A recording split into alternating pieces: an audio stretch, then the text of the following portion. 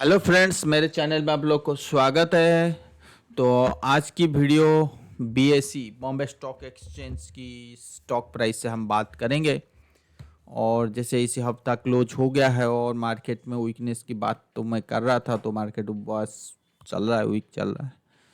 अब जो SGX Nifty वो 70 पॉइंट ऊपर दिखा रहा है, यहाँ पे 30 नहीं है, आज तो मार्केट क्लोजिंग है। चलिए बात करते हैं। ये तो कॉपर की चार्ट है, कॉपर में अच्छा वाला ब्रेकडाउन हो चुकी है, बट इस क्या कैंडल को देख के ये नहीं लग रहा है कि हाँ, कैंडल को देख के लग रहा है कि ऊपर जा सकता है, बट कहीं ना कहीं नीचे की चांसेस ज़्यादा बन रहा है। चलो, आज जो बात करने वाले हैं हम बॉम्बे स्टॉक एक्सचेंज मतलब बीएसई लिमिटेड के ऊपर हम बात करेंगे। ठीक है, ये एक केस स्टडी के बेसिस पे हम लेंगे। और तो ये क्या है, when did Sensex weekly expiry start. So यहाँ पे सेबी ने पूरी कर दिया है, ये डिसकंटिन्यू हो चुकी है। जो सेंसस का जो वीकली एक्सपायरी था वो डिसकंटिन्यू हो गया नवंबर 14 को। उसके बाद कोई नहीं है। और बैंकेक्स उसका जो जैसे हमारा बैंक निफ्टी है उसके भी डिसकंटिन्यू नवंबर 18 2024 को होने जा रहा है। तो कुल मिला के जो वीकली का निफ्टी की और बैंक निफ्टी की एक्सपायरी है वो आने वाले टाइम पे हमें मिलने वाला नहीं है, राइट। ये आप सबको पता है। बट इतना तो पता होगा कि एक साल पहले इसकी वीकली एक्सपायरी सब लॉन्च हुआ था, उसमें काफ़ी ज़्यादा अच्छा खासा ट्रेडिंग हुआ था। एक साल पहले की बात कर रहा हूँ। और हम ये देखने की कोशिश करेंगे कि ये एफआई की डाटा है। हाँ, ये बीएसई का वो है, पूरी क्या है, क्वार्टरली रिजल्ट है। और ये क्वार्टरली रिजल्ट के बेसिस पे यहाँ पे 440 करोड़ का प्रॉफिट शो कर रहा है। और यहाँ पे भी ईपीएस बढ़ा, और उसके बाद जो इसकी जो ईपीएस और प्रॉफिट जो है वो कंटिन्यूसली बढ़ते गया, राइट। ये आप सबको पता है। यहाँ पे जून में 440, यहाँ पे 264, यहाँ पे 346। रिजल्ट मोटा मोटी परफेक्ट है। ये रिजल्ट कब का है, ये देखिए सितंबर 2024। इसको अगर हम क्लिक करेंगे तो ये डेट निकल के आता है नवंबर। तो हाल फिलहाल में बीएसई का जो रिजल्ट आया था उसी का है। तो वो नवंबर की, वो सितंबर का हो, सितंबर को इसमें एंट्री किया है। तो उस कंपैरिजन में, जून के कंपैरिजन में रिजल्ट अच्छा है। ईपीएस भी बढ़ा हुआ है, सेल्स भी बढ़ा हुआ है, और ऑपरेटिंग प्रॉफिट मार्जिन यहाँ पे भी अच्छा खासा हुआ है। अदर इनकम 26 से 36 हो गया है। ठीक है, उसमें कोई डेप्रिसिएशन छोटा है, उसमें कोई टेंशन नहीं है, ठीक है ना। तो मोटा मोटी अगर हम बात करें तो रिजल्ट वगैरह भी अभी सही है। और प्रॉफिट एंड लॉस की अगर बात करें तो अचानक जो 2021 में मैं आपको दिखाया था, ये सिर्फ एक्सेप्शनल है। 700 करोड़ का नेट प्रॉफिट यहाँ पे पता नहीं क्या हुआ था। देखिए अदर इनकम में 529 है। मतलब ये है कि यहाँ पे जो अदर इनकम है ना, तो वहाँ पे सबसे ज़्यादा ये देखो अदर इनकम नॉर्मल में 530 है। तो जिस वजह से हमारे यहाँ पे 757 करोड़ का प्रॉफिट शो किया है। देन नेट प्रॉफिट टैक्स लगा माइनस करके 700 के। तो उसके बाद अगर 529 अदर इनकम को छोड़ के अगर हम और कहीं देखें, जैसे यहाँ पे 500 की करोड़ का इनकम है, तो उस बेसिस पे यहाँ पे हमें प्रॉफिट मिल रहा है। और बस यही है, ठीक है ना। और एक चीज़ अगर आपको देखोगे उसके बाद, हाँ, मोटा मोटी उतना सही नहीं है। जो 2021 के बाद मार्च 2021, जून 2022 टू 21 से 23 से चालू हुआ था। तो अगर आप देखोगे यहाँ पे, मैं आपको दिखा रहा था कि यहाँ पे जून 2023 से ही मार्केट यहाँ पे प्रॉफिट वगैरह इंक्रीज हुआ था। तो वो जो जून है वो मार्च में ही इंक्लूड आएगा, यहाँ पे मार्च 2023 तक ही है होगा। उसके बाद देखो अचानक यहाँ से तेजी आया है 700-800 करोड़ का। जो पहले 14, 15, 16 का ईपीएस हुआ करता था, आज वो 57, 61। तो जिस वजह से प्राइस का भी अपडेट हो जाएगा, राइट। तो ये चीज़ था सबसे ज़्यादा पॉजिटिव पॉइंट किसमें, बीएसई में। यह टर्निंग पॉइंट था।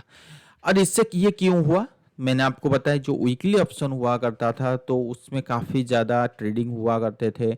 आज सेंसेक्स की, कल बी निफ्टी का, फिर अगले दिन सेंसेक्स का वीकली मंथली ये सब हुआ करता था। तो जिस वजह से इनको ज़्यादा प्रॉफिट हुआ करता था बीएसई को, ठीक है ना। तो ये सबसे बड़ा मुद्दा था इसका पॉइंट। वैसे कंपनी बहुत अच्छा है बीएसई, जैसे एनएसई का अगर कोई कंपटीटर है तो बीएसई उसकी उसमें आजकल बहुत ज़्यादा अपने आप को एडवर्टाइजमेंट भी कर रहा है, लोगों को सचेतन भी कर रहा है कि मार्केट ऐसा है वो है, बहुत सारे कैंप भी लगा रहा है। तो ये सारी चीज़ चल रहा है इन टर्म्स ऑफ इन्वेस्टमेंट, बहुत अच्छा का कंपनी है उसमें कोई। पर जब आपकी इन्वेस्टमेंट करने की बारी आता है तो आप हमेशा वैल्यूएशन की बात करते हैं।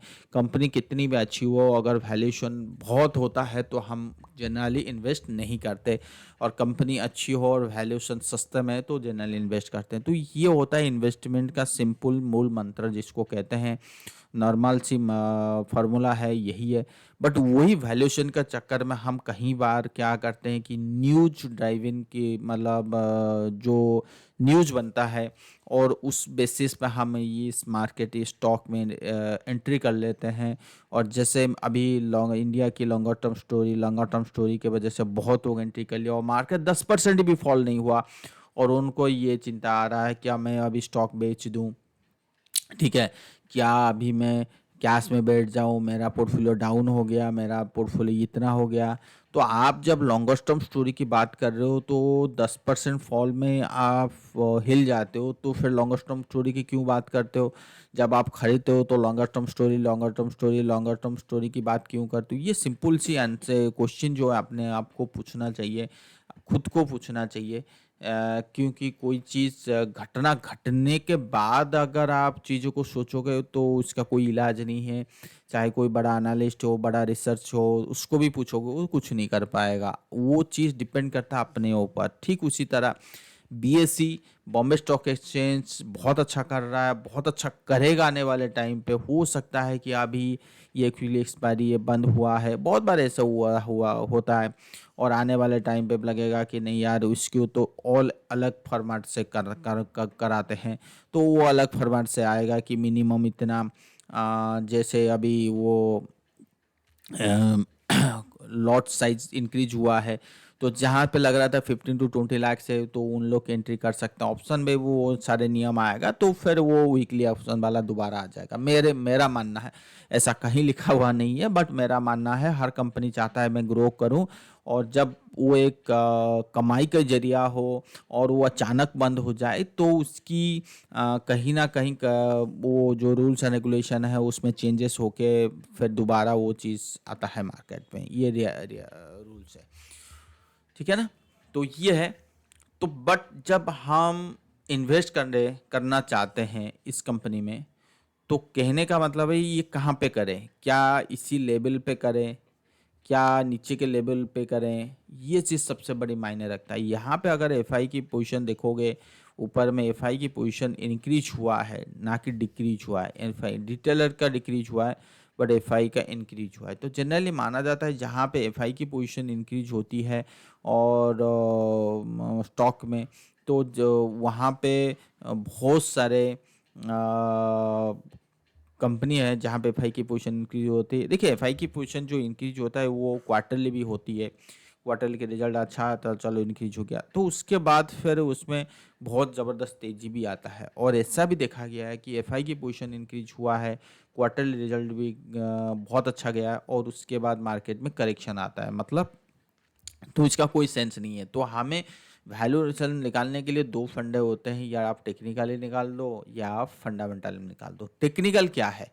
सो टेक्निकल पे चलते हैं, ये चीज़ मैंने आपको सारे चीज़ बता दिया। अब टेक्निकल चलते हैं, ये बीएससी का ग्राफ है। तो हमें ये देखना पड़ेगा क्या जो बीएससी है वो कब से तेजी हुआ है। मैं आपको देखना नहीं पड़ेगा, बट मैं आपको एक आइडिया देता हूँ, जिस वजह से एक रफली आइडिया निकल सकता है कि बीएससी एक्चुअली ब्रेकआउट जो आया था कौन से लेवल पे। ये था आईपीओ का लेवल 2017 और ये नीचे गिरा 100 के आसपास, ऊपर आया था 400, उसके बाद हमने ब्रेकआउट मिला। तो यहाँ से अगर आप टिल डेट देखोगे तो 1200% मतलब 12 टाइम्स की तेजी आ चुकी है। अगर किस बंदे ने अगर 380 में खरीदा है या 400 खरीदा, आज के टाइम पे उसकी जो स्टॉक का प्राइस होगा 12 टाइम्स, 1200% के करीब। ये एग्री करते हो? परफेक्ट। और दूसरी चीज़, अगर इसकी वॉल्यूम देखो तो वॉल्यूम जनरली यहाँ पे सबसे ज़्यादा इंक्रीज हुआ है, जो दैट मीन्स जो बड़े बड़े म्यूचुअल फंड, बड़े बड़े फंड हाउस, तो यहीं पे इंक्रीज हुआ है। तो फिर again we are getting a we are मतलब volume is increasing at this time. So ऐसा बिल्कुल नहीं है कि यहाँ पे वॉल्यूम कंटिन्यू हुआ, यहाँ पे देखो वॉल्यूम कंटिन्यू, उसके बाद हमने 1 2 3 4 5 6 7 8 9 10 11 12 मंथ्स मतलब करीब करीब 1 साल तक हमने गिरावट चालू की विथ लोअर लो। सो जब हाई यहाँ पे 1061 हुआ करता था, अब 400 पे आ चुका था। तो यहाँ से भी अगर आप देखोगे तो 60% के लगभग करेक्शन के बाद भी मार्केट में फिर तेजी आया, फिर मार्केट में और ऊपर लेके गया। ठीक है, तो कहने का मतलब ये होता है कि हम एक रफली कैलकुलेशन करेंगे कि जो 2017 के भाव था हमने बाई किया 2021 में, तो 17 से 21 का पीरियड क्या रहता है। एक मिनट कैलकुलेशन, चलो वीकली ले लेते हैं। तो 2017 में अगर इसकी 570 करोड़ कमा रहा था या 265 करोड़ कमा रहा है, तो 2020 में लगभग उतना ही है। ये कौन सा है 2020 में? तो लगभग ये देखो मार्च 2024, बट जो ब्रेकआउट आया था वो आया था जुलाई में आया था। तो आप मार्च ले लीजिए और 245, तो लगभग उतना ही है। बट पॉइंट इज दैट कि जो मार्केट ने फॉल दिया था यहाँ पे, अगर प्राइस अर्निंग रेशियो अगर आप चीज़ देखोगे 2017 का ये रहा प्राइस, और जब ब्रेकआउट आया तो 2021 यहीं पे मैं आपको समझाने की कोशिश कर रहा था। देखो किसी को रियलिटी में जो ये जो इतने भी स्टॉक होते हैं, जो जो प्रोजेक्ट आने वाला है या जो जो चेंजेस आने वाला है कंपनी में, वो अंदर की बड़े खिलाड़ी ना हो तो समझ में नहीं आता। ठीक है ना। और अगर आप यहाँ पे देखोगे तो एनएससी का एक ही कंपटीटर था, बीएससी, और बीएससी में यहाँ पे जिसने बाई किया तो वो यहाँ पर तेजी आया, 2022 तक तेजी आया। तो फिर हमने यहाँ पे एक काइंड ऑफ जो मीडियन पी जो 26.8 था उसके आसपास हमने पहुंचे। तो अगर जिसने भी एंट्री नहीं किया यहाँ पे, अगर आप बाय देखोगे इस लेवल तक 12 टाइम्स बढ़ा हुआ है, बट आपकी प्राइस जो है क्या आज तक 12 टाइम्स बढ़ा है? ये चीज़ हमेशा कैलकुलेशन करनी चाहिए। 265 करोड़ का प्रॉफिट है अगर आफ्टर टैक्स के बाद, आज के टाइम पे 823 करोड़ का प्रॉफिट है। अगर मैं रफली कैलकुलेट करूं 850 डिवाइडेड बाय 850 डिवाइडेड बाय 265, तो मोटा मोटी 3 टाइम्स का तेजी है, 3 to 4 टाइम्स की इनकी बुक में तेजी आया है। तो बट जब आपकी to till date 3 to 4 times का तेजी है, बट आपकी स्टॉक कितना परसेंट भाग गया? 12 टाइम्स।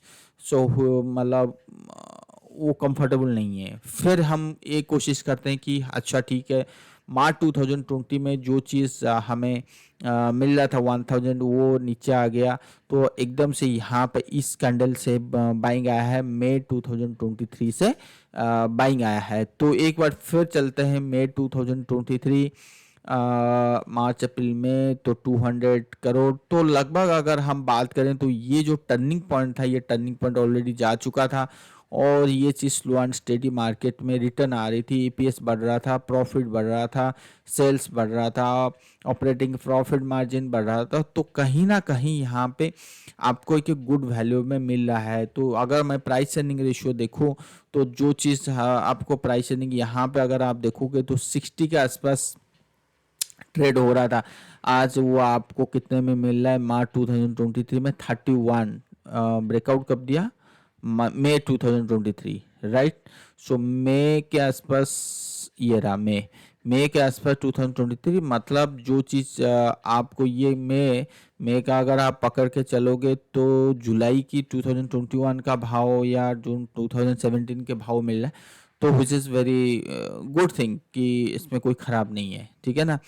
तो और वो अभी 60% के नीचे मिल रहा है, तो अगर मान लेट से आपने यहीं पे भी बाई किए तो भी 45% के लेस से मिल रहा है। तो अगर कोई बंदा यहाँ पे बाई कर रहा है और यहाँ तक होल्ड नहीं कर रहा, उसको नहीं पता कि वीकली में इतने सारे ऑप्शन चेंज होने वाला है आने वाले टाइम पे, तो वो चीज़ कैसे पता करेगा।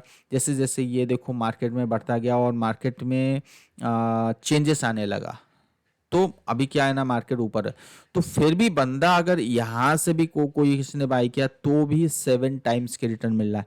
तो कहने का मतलब होता है कि जब जब आपकी प्रॉफिट की बारी आने लगती है बुक्स में, तो वो उतना नहीं बढ़ता, बट स्टॉक उससे 2 गुना 3 गुना बढ़ जाता है। तो क्या ये जस्टिफाइड है कि जो प्राइस से होता है बेसिकली बीएससी का या कोई भी स्टॉक का प्राइस होता है, वो पूरी प्योरली डिपेंड करता है फंडामेंटल के ऊपर कि उसने कितना गुना बढ़ा, उसकी पोर्टफोलियो कितना गुना बढ़ा एक्चुअली में।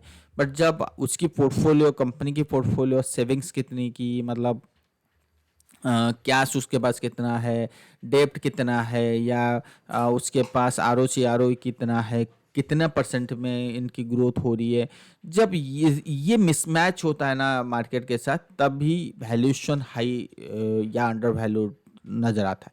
तो इस बेसिस पे मुझे लगता है यहाँ पे देखो, जो पहले का टॉप था 60 के आसपास, ये देखो पहले का टॉप था 40, देन 60, देन अभी 100 के पी के मल्टीपल में ट्रेड हो रहा है।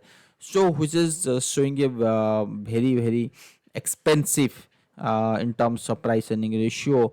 एंड सबसे बड़ी चीज़, वीकली की जो एक्सपायरी है वो भी ख़त्म हो चुकी है।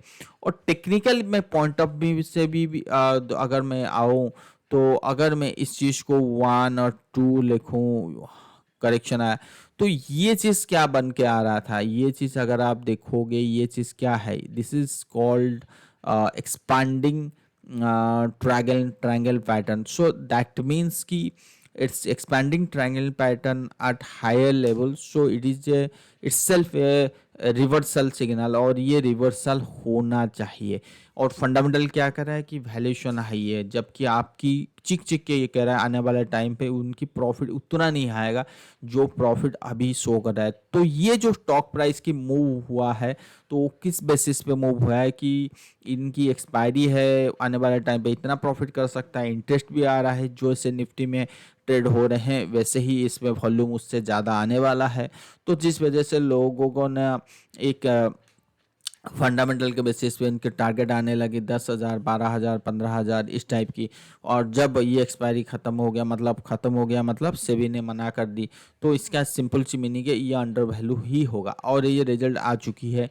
बट उसमें क्या है ना, गिरा नहीं है मार्केट। बट मेरा कहना का मतलब होता है, जब ओवर वैल्यूड हो जाता है कोई भी स्टॉक और वॉल्यूम इंक्रीज करता है, वो वॉल्यूम इंक्रीज कर रहा है किया है टॉप में, और मतलब आपका inverse head and shoulder pattern, तो मिनिमम यहाँ से भी क्रॉसर रखूँ, तो यहाँ से भी अगर मैं क्रॉसर रखूँ कि यहाँ तक, तो मिनिमम 50% की करेक्शन होनी चाहिए, व्हिच इज 2700 एटलीस्ट। सो 2700 में अगर कोई बंदा बाय करता है, तो अगर मैं हाई से भी देखूँ ना 45% की आसपास आता है, तो अगर कोई बंदा 45% बिलो बाय करता है तो भी परफेक्ट रहेगा, उसमें कोई टेंशन नहीं। अगर मैं मूविंग एवरेज प्लॉट करता हूँ, देखो 200 डे मूविंग एवरेज को टच करके एकदम से गया, बट यहाँ पे 200 डे मूविंग एवरेज देखा जाए तो 1555 या 1617, तो ये भी पॉसिबल है। मैं तो 2400 पहला वाला दे रखा हूँ, क्योंकि एक्सपांडिंग ट्रायंगल का पैटर्न का मतलब ये होता है, मतलब ये होता है कि मार्केट चांसेस है यहाँ आए और ये कंसोलिडेशन करके यहाँ आए और ये कंसोलिडेशन, तो फिर अगला तेजी की शुरू होगा। तो ये जब तक ये कंसोलिडेशन खत्म नहीं होगा, तो हमें अगला बुल के बारे में बिल्कुल नहीं सोचना है। तो ये इस बेसिस पे आपको बीएसई के या पर्टिकुलर स्टॉक की कैलकुलेशन आप कर सकते हो। जैसे आईटीसी ने काफ़ी तेजी हुआ तो उसके बाद लोगों ने कहा कि आईटीसी में बहुत भर भर के वैल्यूएशन नज़र है, वैल्यूएशन नज़र ये देखो, बट एक्चुअल वैल्यूएशन कहाँ पे थी ना, 200, 240, 250 के आसपास। जब आईटीसी यहाँ से इतने बड़े लेवल पे कंसोलिडेशन किया, तो क्या यहाँ पे भी कंसोलिडेशन नहीं करेगा? जी हाँ, तो यही चीज़ को आपको समझना पड़ेगा इन वीकली चार्ट। तो अभी क्वेश्चन आ रहा है आईटीसी भाग क्यों नहीं रहा, भाग क्यों नहीं रहा, but you have to be careful, और मतलब प्रिपेयर भी होना चाहिए। यहाँ तक आ सकता है कौन? आईटीसी होयर, मतलब वहाँ पे तो आप बाई ही बनता है, बट frankly speaking अगर यहाँ भी आता है, so my target will be the 600. So from this level you can buy the ITC for the target of 40 to 50% kind of return, 40 to 50% kind of return, because technically saying after completed the fifth wave, so your downtrend will, मतलब your downtrend will start. So that's why I will not hold that stock at the 600 700 level. If you come to the terms of fundamental analysis, जैसे मैंने अभी BSc के कहा, वैसे ITC की अगर भी बात करें तो आईटीसी से सबको पता है यार, ये इसकी अगर डिसइन्वेस्टमेंट की बात हुई तो ये वैल्यू नहीं होगी। बट आज जब आप आईटीसी की बात कर रहे हो, ये चीज़ है, तो मोटा मोटी यहीं पे जो अभी मैं बात कर रहा था, बट क्वार्टरली ने प्रॉफिट एंड लॉस निकाल के अभी देखते हैं, तो देखो इसकी प्रॉफिटेबिलिटी तो बढ़ रहा है, ऐसा नहीं है कि प्रॉफिटेबिलिटी नहीं है, ईपीएस नहीं बढ़ रहा है, सब कुछ बढ़ रहा है, सेल्स बढ़ रहा है, सब कुछ है, बट वैल्यूएशन उस बेसिस पे थोड़ा सा महंगा है, थोड़ा सा, ज़्यादा महंगा बिल्कुल नहीं है। मैं बीएससी की तरह महंगा बिल्कुल नहीं कह रहा हूँ, थोड़ा सा महंगा है। और महंगा होगा कब? जब ये 600 700 को यहाँ से यूटर्न नहीं लेगा। हो सकता है कि यहाँ से भी आपको 1000 भी दिख सकता है, पर जैसे जैसे 600 700 से आगे निकलता जाएगा ना, उस बेसिस पे महंगा होते जाएगा। और उसके बाद जो ट्रेंड चालू हुआ था 2020 में, इसका ट्रेंड, अब मान लो कि 2025 में इसकी ट्रेंड खत्म हुआ, तो आने वाले 2 साल तक तो आईटीसी को मत छुओ। तो आप ये नहीं बोलोगे यार आईटी जैसा कंपनी तो 2 साल लुढ़क गया, नहीं यार, सबके टाइम आते हैं। ठीक उसी तरह बीएससी का भी टाइम आ गया है at this time. So if you are buying at this moment, so I think you will face some kind of मतलब pressure in terms of selling pressure अगर आता है मार्केट में, तो आपके दिमाग में आएगा कहीं मैं गलत स्टॉक तो नहीं पकड़ लिया, वीकली ऑप्शन क्लोज हो गया, ये हो गया, वो हो गया, गवर्नमेंट चाहता है कि ये सारे ट्रेड ना करें, तो फिर आप नीचे के भाव में एग्जिट करोगे, ठीक है ना। तो ये होती है गुड वैल्यूएशन पे बाई करना और एक रॉन्ग वैल्यूएशन पे बाई करना में फ़र्क होता है। तो ये रहा बीएससी के ऊपर मैंने बताया, एक मैंने कहा चलो इसकी केस स्टडी बनाते हैं और इसके ऊपर बात करते हैं। तो हमेशा याद रखिए, मार्केट में बाय और सेल हमेशा राइट वैल्यूएशन पे करनी चाहिए। Right valuation does not mean कि उसके नीचे नहीं जा सकता, उसके नीचे 100% जा सकता है, 90% नहीं है, 100%। लाइक डी मैट हो सकता है कि सबको खराब लग रहा हो, बट मुझे पर्सनली बहुत अच्छा लगता है। और ये चीज़ के ऊपर मैंने बताया भी था कि डी मार्ट कैसे बाय और सेल करना है। पर जब आपका 4500 मैंने बाई किया, बाई करने की बोला था कि लोगों ने बहुत, तो मेरे क्लाइंट लोगों ने बाई किए हैं, बट मैं उनको इतना ही बोला हूँ अभी कुछ मत ऐड कीजिए, जस्ट होल्ड डाउन। क्यों? क्योंकि मैंने स्टॉक को 6000 के आसपास बाई नहीं किया, मैंने बाई किया 4500, and I am ready to take average at lower level. Lower level means at which level? 3200 या 3000 to 3200, इस लेवल पे अगर मैं एवरेज करूँ तो मैंने आपको दिखाया था 3800। तो एक डी मैट जैसा स्टॉक आप 3800 में बाई करोगे, तो आप समझ जाओ कि आप कितने सस्ते वैल्यूएशन पे बाई कर रहे हो। तो क्या इसके नीचे नहीं जाएगा? 3000 आ सकता है, बट 3800 में जब बाई करते हो और मार्केट में अच्छे न्यूज, मार्केट अगर बुल मार्केट चलना चालू हो जाता है और आपकी कंपनी परफॉर्मेंस सही होने लगता है, तो फिर वो लेवल 6,000 नहीं निकल आता है, वहाँ से फिर 15,000 20,000 इस लेवल निकल के आता है। तो आपको स्टॉक चूज करना जितना इम्पोर्टेंट नहीं है, उसी स्टॉक में एक राइट एंट्री करना उससे ज़्यादा इम्पोर्टेंट है। और राइट डज नॉट मीन कि इसके नीचे नहीं जाएगा। राइट मीन्स राइट और रॉन्ग की बात कर रहा हूँ। राइट मीन्स कि यू हैव, मतलब अब कोई भी चीज़ बाय कर रहे हो ना, कोई भी चीज़ स्टॉक, मतलब कोई भी स्टॉक आप बाय करो, सो वो वैल्यूएशन पे होनी चाहिए, रिजनेबल वैल्यूएशन पे होनी चाहिए। मेरा सिंपल से कहने का मतलब है, अगर स्टॉक में ग्रोथ है, अगर आपको लग रहा है कि ये स्टॉक आने वाले टाइम पे बहुत अच्छा परफॉर्मेंस करेगा, बट इसको राइट वैल्यूएशन पे बाई करना चाहिए। रॉन्ग वैल्यूएशन पे बाई करने से फंसने की चांसेस ज़्यादा होती है। स्टॉक में सालों साल को तक निकल नहीं पाओगे। तो फिर अगर 5 साल रोक के भी अगर आप निकलना चाहोगे तो उससे ज़्यादा आपको कोई प्रॉफिट नहीं होने वाला।